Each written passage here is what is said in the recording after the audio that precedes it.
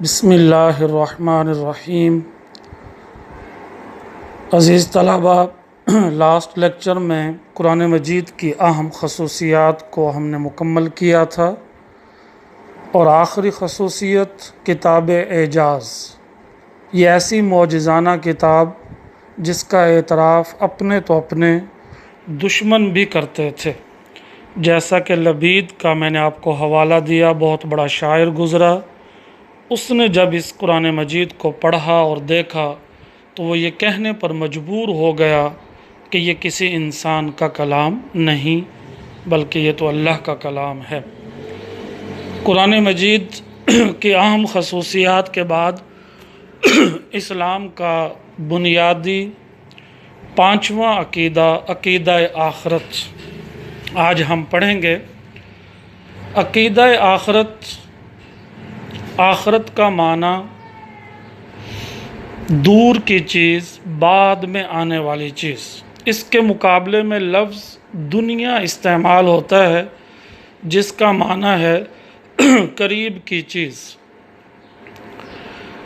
Definition میں اگر ہم دیکھیں تو آخرت کا معنی ہے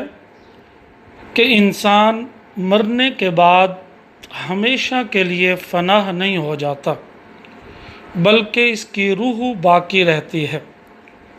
اور ایک وقت ایسا آتا ہے جب اللہ تعالیٰ اس کی روح کو واپس لوٹا دیتا ہے جسم میں،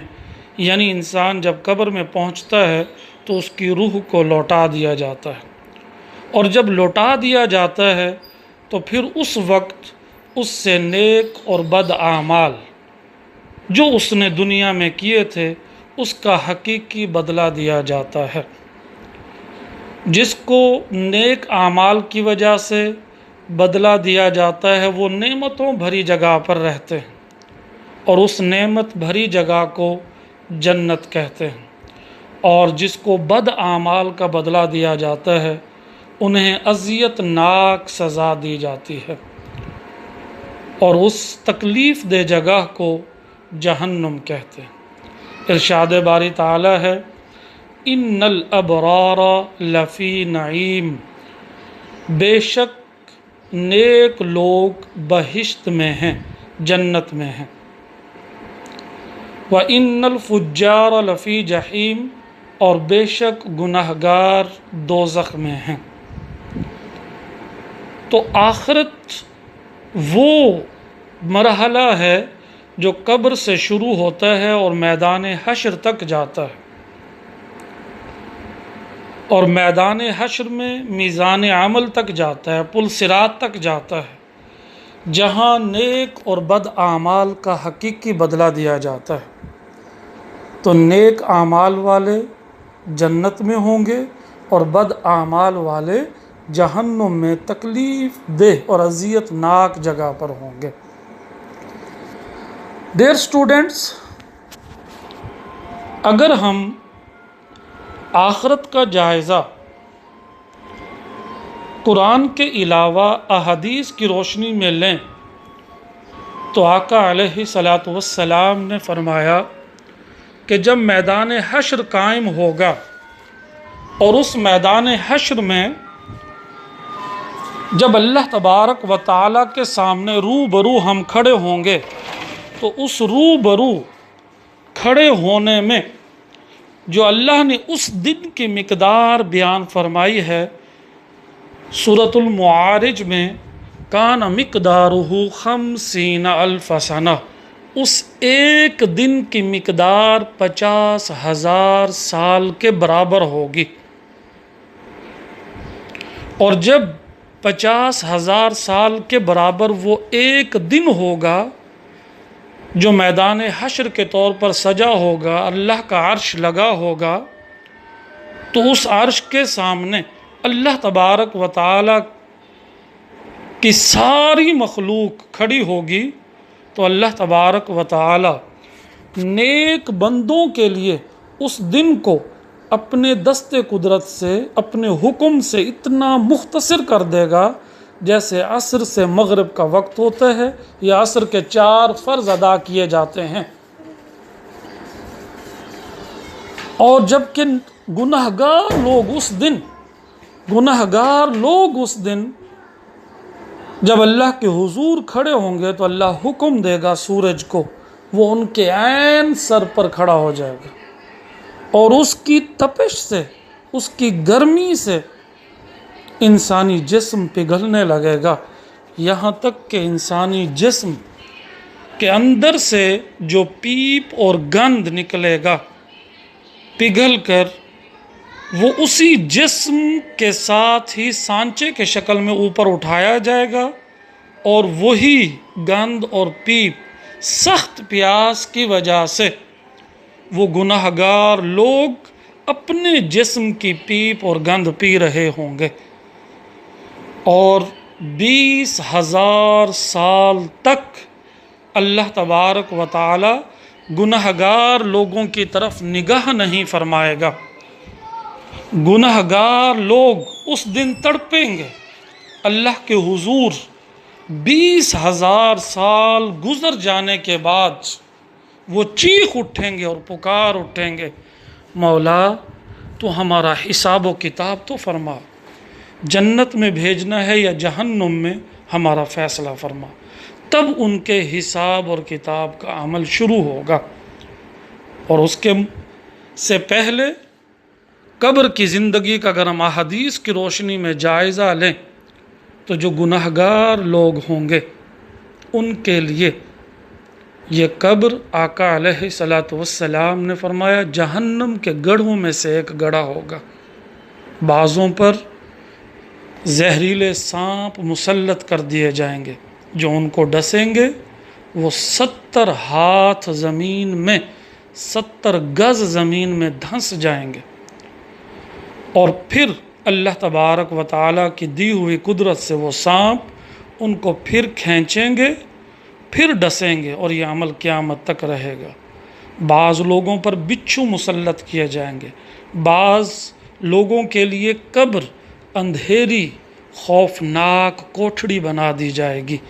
और बाज़ लोगों के लिए कब्र इस तरह पैवस्त कर दी जाएगी कि उनकी हड्डियां आपस में एक दूसरे में पैवस्त हो जाएंगी। और उसके मुकाबले में अहादीस की रोशनी में जो नेक लोग होंगे, जो ही वो कब्र में दाखिल होंगे, अल्लाह तबारक व ताला उनके लिए जन्नत का बिछौना बिछा देगा। उनके लिए जन्नत से खुशबूदार और हवादार खिड़कियाँ जो हैं, खिड़कियाँ वो खोल देगा और उससे जो है वो गुजरेंगे। इस तरह फिर वो खूबसूरत और पुरसकून माहौल में रहेंगे और अल्लाह तबारक व ताला की दी हुई इनायात से वो अपनी ज़िंदगी बसर करेंगे। तो डियर स्टूडेंट्स, ये है जन्नत और जहन्नम, जिसके बारे में अल्लाह तबारक व ताला ने फरमाया कि वो तकलीफ़ दे और अज़ियतनाक जगह होगी वो जहन्नम, और जो जन्नत होगी वो अल्लाह ने अपने नेक बंदों के लिए सरसब्ज़ व शादाब बाग़ों में से एक बाग़ बना दिया। तो यूँ आखरत का मफ़हूम कि इंसान मरने के बाद हमेशा के लिए फ़ना नहीं हो जाता, बल्कि उसकी रूह बाकी रहती है और जो ही कब्र में पहुंचता है उसकी रूह को लौटा दिया जाता है। इस सिलसिले में आपकी टेक्स्ट बुक में ये तालीमात दी गई हैं कि इंसान की दुनियावी ज़िंदगी उसकी आखरत की ज़िंदगी का पेश खैमा है, यानी पहले ही दे दी गई है। ये घर, ये खैमा बनाकर जिस तरह हम अपने घर में तमाम ज़रूरियात और आसाइश पूरी करते हैं और उसका ख्याल रखते हैं, तो हमें समझाया गया है कि जहाँ आप आर्जी तौर पर रहते हैं उसके लिए तो इतने जतन करते हैं, और जहाँ आपने हमेशा रहना है उसकी तैयारी करें। इसलिए फरमाया कि दुनिया की ज़िंदगी आर्जी और आखरत की ज़िंदगी दायमी है। इंसान तमाम आमाल के पूरे नताइज इस आर्जी ज़िंदगी में मुरतब यानी तरतीब नहीं पाते, बल्कि इस आर्जी ज़िंदगी में जिन आमाल का बीज बोया जाता है हकीकी नताइज उसके कहाँ मिलेंगे, वो फसल, वो फ़वाइद, وہ ثمرات کہاں نصیب ہوں گے؟ آخرت کی زندگی میں نصیب ہوتے ہیں اور ظاہر ہوتے ہیں۔ پھر فرمایا جس طرح دنیا کی ہر چیز علیحدہ علیحدہ اپنی ایک عمر رکھتی ہے، جس کے ختم ہوتے ہی وہ چیز ختم ہو جاتی ہے، اسی طرح پورے نظام عالم کی بھی ایک عمر ہے، جس کے پورے ہوتے ہی، تمام ہوتے ہی مطلب پورے ہوتے ہی یہ نظام ختم ہو جائے گا اور ایک دوسرا نظام اس کی جگہ پر لے جائے گا۔ یعنی ہم اپنی زندگی کو ہی دیکھ لیں، 60 70 80 90 100 120 150 سال بھی گزارنے کے بعد جب ہماری عمر ختم ہو جائے گی تو ہمارے عزیز تر رشتہ دار، بیٹا بیٹی، بیوی، ماں، بہن، بھائی، وہ بھی ہمیں گھر رکھنے کے لیے تیار نہیں ہوتے، بلکہ ہم ایک دوسرے نظام کی طرف منتقل ہو جاتے ہیں۔ وہ نظام ہے قبر کی زندگی۔ پر جو ہی اس کائنات کا نظام مکمل ہو جائے گا، یعنی میدان حشر اور قیامت برپا ہونے لگے گی، تو ہم سب قبروں سے اٹھیں گے، جو زمین پر موجود ہوں گے وہ سب کے سب اللہ کے حضور ایک تیسرے نظام کی طرف، وہ ہے میدان حشر، اس میں ہم جمع ہوں گے اور وہاں اس تیسرے نظام کی طرف ہم منتقل ہو جائیں گے، وہ نظام اس کی جگہ لے لے گا۔ تیسری بات فرمائی، جب دنیا کا یہ نظام درہم برہم ہو جائے گا تو ایک دوسرا نظام قائم ہوگا، انسان کو پھر جسمانی زندگی ملے گی۔ اس روز ایک زبردست عدالت لگے گی جس میں انسان کے تمام اعمال کا حساب لیا جائے گا، جیسا کہ میں نے آپ کو سمجھایا کہ نیک لوگوں کے لیے وہ دن کیسا ہوگا، گناہگار لوگوں کے لیے وہ دن کیسا ہوگا۔ تو اس دن نیک اعمال کی جزا ملے گی اور برے اعمال کی سزا ملے گی۔ عزیز طلباء، آخرت کا انکار کیا کچھ مشرکین نے، منکرین نے، اس کا ان کے ذہنوں میں